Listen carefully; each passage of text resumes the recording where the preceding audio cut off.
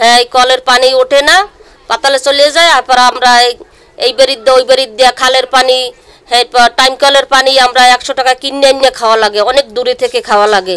আর স্বামী আর রাত্রে গোসল করতে পারে না, রান্না করতে পারি না পানির লেগে, বাচ্চা কাছে স্কুল দিয়েই গোসল করতে পারে না পানির অভাবে। নদীর পানিতে কাজ করছি আমরা, মনে করেন এখন খুব অসহায়, আর মনে করেন পানিতে খুব কষ্ট হয়। পানির অভাবের কারণে আমরা গোসল করতে চাই নদীতে, খালে গোসল করি, কারণ খালের পানি যে দূষিত পানি, জীবাণুমুক্ত না, ওই পানি এই ব্যবহার করে এখন আমরা বিভিন্ন রোগে ভুগতেছি। মানুষের বাসা বাড়িতে পানি আনতে যাই, এই ঠেলাগুতা মারে ও ঠেলাগুতা মারে, মানে নানা কথা কর পরে আমরা পানি আনি। কিন্তু এই জায়গায় 200 লোক আছে ভাই, 200 লোকের পানি কি একটা গৃহস্থ দিতে চায়? কে দিবে, কয়দিন দিবে?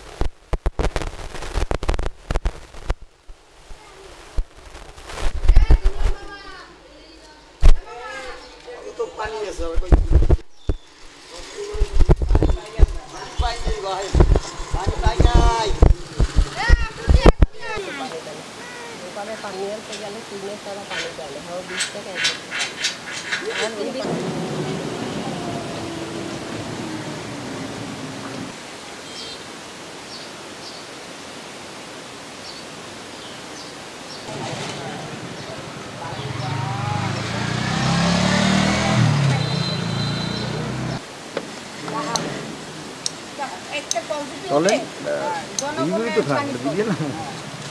চলেন দোকান।